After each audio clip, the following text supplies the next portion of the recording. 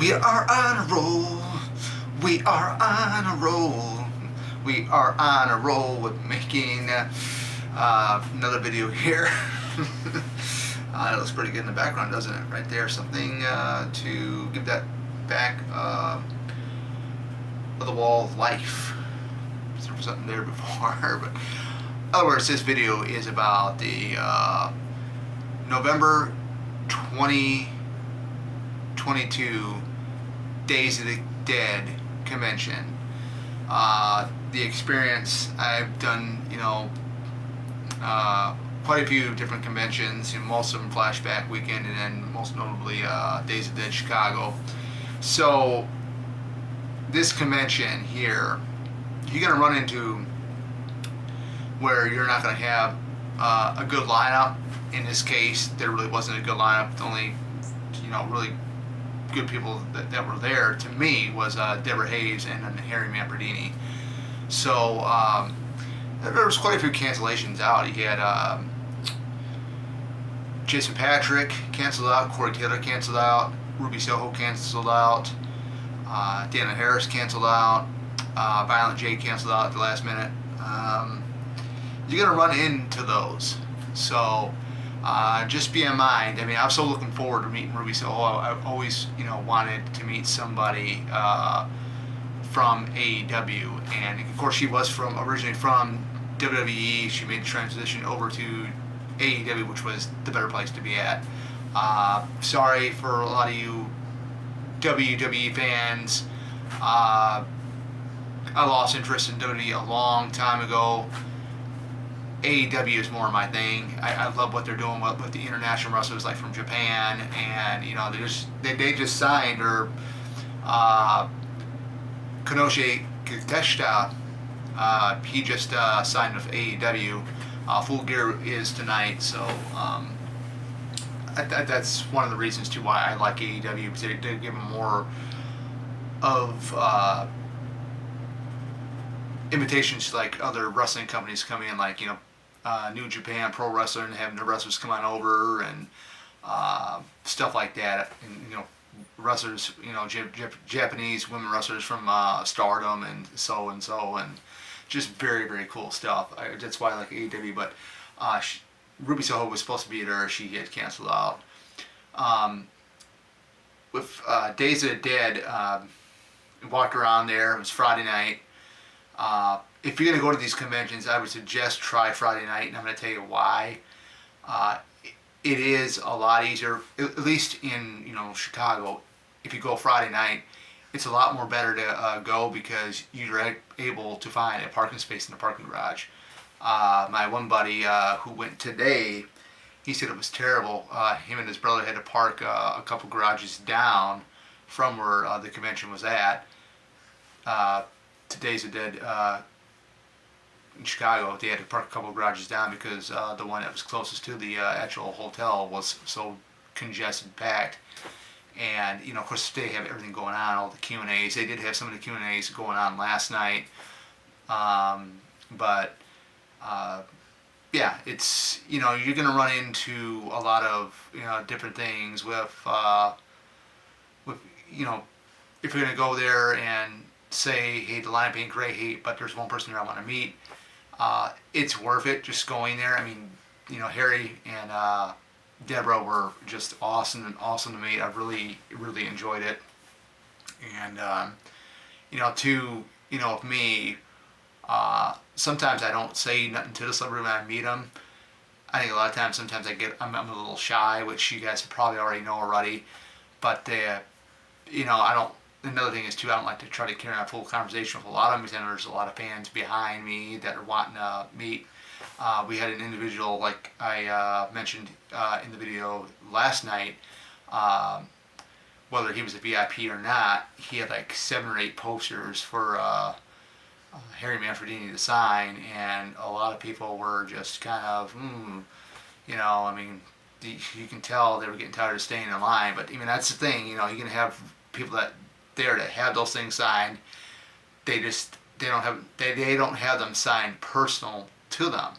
What they do is they go around and then they sell them online for higher prices, which these things can go for a lot.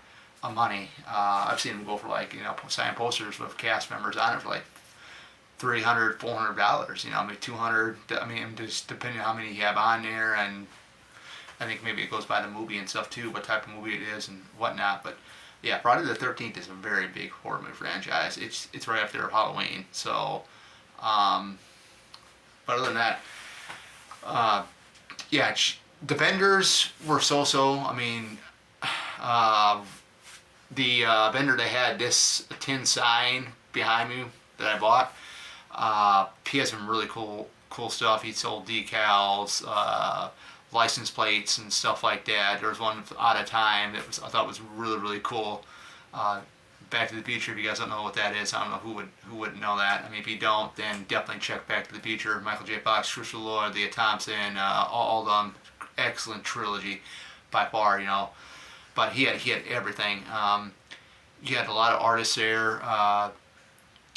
Real good artwork. There was one guy there. I forgot his name. Holiday. His last name was Holiday or something. Can't remember his first name offhand, but I don't got it right in front of me. But he had some art prints, and I think he's pretty much a big Scream fan. A lot of Ghostface stuff. So I mean, that was pretty cool. And just some of the like vintage posters. I came across some vintage, like I think laser discs or something. There was one of the Howling that looked pretty cool. Of course, it was like you can tell it was retro. It was old. It had some tears on it, but I came across this one guy that was selling posters. He had one that was like 14 by 36 inches of 14 by 36 inch of the Howling, and I'm like, man, I mean, this thing is like almost like the size of a skinny mirror that you can have on the back of your door, because I got one on that's almost half that size. It's long, but it's not as narrow as the poster of the Howling was on the back of my bathroom door. But I looked at it and thinking, okay, where's the price at? So I looked on the back of it. The guy wanted $175 for that thing, and I think wasn't an original poster. So he also had some 22 by 28s, and I noticed he had the 22 by 28 of the Friday the 13th Part 2 that I have. And I couldn't imagine what he was selling that for, because I got that off of a movie poster shop for about $19.99. He also had the 22 by 28 poster of the 1980 Prom Night with Jamie Lee Curtis and Leslie Nielsen, and I was gonna get it. I didn't see no price on it, so I decided to look and look at the back of it. He wanted $75 for his 22 by 28, and I'm like, forget it, man. That would have been awesome somewhere. I mean, I don't have any room for it in the room anymore now, because the only spaces I really have are right behind me on both of the Crystal Lake Road sign, and that's pretty much it. So yeah, I mean, the vendors were great. Some of them.